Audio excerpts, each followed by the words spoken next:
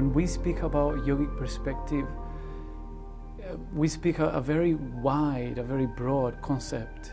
Yoga is part of a, let's say, darshana. Darshana means a vision. Darshana means a whole worldview of the human in the cosmos.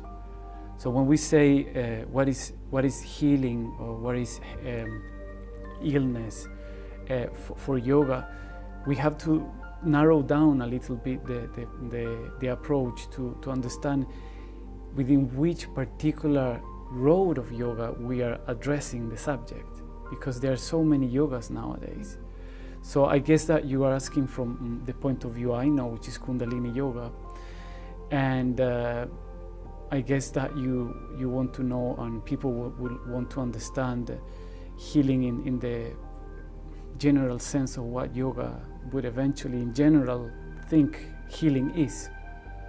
Well, what I could say is that healing is the reestablishing of a natural balance, an organic balance in the human body, mind, and consciousness. That organic balance is sometimes lost because of different circumstances. For instance, we live in the city, and then there is very limited connection to the organic forces of nature, or sometimes that balance is broken because of the type of food we eat. Sometimes that balance is broken because there is some kind of thing going on in our mind that starts to eat up the energy and then produce certain physical tensions that later on might produce a symptom, and later on might actually develop into a whole critical illness, eventually life-threatening illness. So there are many things that combine together, but essentially there is a balance which is organic, that every human being can perfectly keep, provided that they understand this organic nature that we have. There's a mind, there's a body, there's a soul consciousness that is making us be what we are, and there are also emotional elements in all human beings. When we have this understanding, and with this understanding we keep a balance and we keep an organic lifestyle, actually health is much easier to keep, it's much easier to actually conquer, and it's much easier to expand, meaning that we can be healthier for longer time. But if this organic balance, which is composed by these three elements that yoga tradition has always referred to, body, mind, spirit, no? If this organic balance is not respected, then we start having problems. Yeah?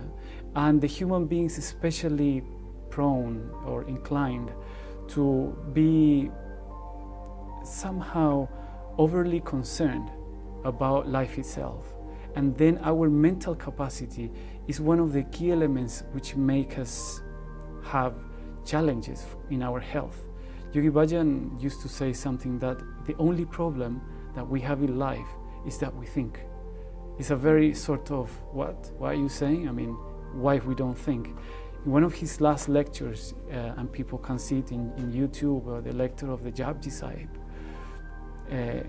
he said exactly that thinking is the root of many of the problems we have in life. If we rather have more of a neutral approach, meditative approach to life, the thinking process won't produce stress, the thinking process won't produce a miscalculation of what life is providing. What he meant by thinking is basically the overly use, the use of mind in a too judgmental way. That's what he meant by thinking. To think too much, to have too much concepts that are sometimes opposed to each other in our psyche, and not giving space for that trust, that intuitive ability to know that everything in the universe is already, in a bigger sense, an organic flow, an organic balance. All the galaxies, all the planets, solar system and all system, all the micro level of atoms, all of that is actually very intelligent. The whole creation is an intelligent design. But if we start thinking, we start getting worried. Oh, I'm not going to be able to have work next year. Oh, I'm not going to be able to live up to this standard. Oh, I'm not going to be able to pay the bills. Oh, this, oh, that. And then the mind starts eating up the energies that we have inside. And all the organic resources start to be less and less and less. So in a way, the yogic tradition has defined that. Patanjali defined that yoga is the cessation of the fluctuations of the mind. That was Patanjali's definition. In order for us to see the soul, in order for us to realize the self, the Atman. So healing, health, is dependent on that ability of the mind to be still, to be relaxed, to be neutral, to be meditative.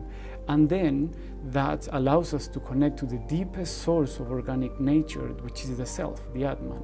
If we can head into that direction as individuals, as families, as societies, as world, then we will not need so much medical care. We won't need so much health insurances. We won't need much the doctor. And we will be able to simply feel more what we are going through in a mental, emotional level, and with certain techniques or tools, like for instance the yogic ones, we can deal with the imbalances we create.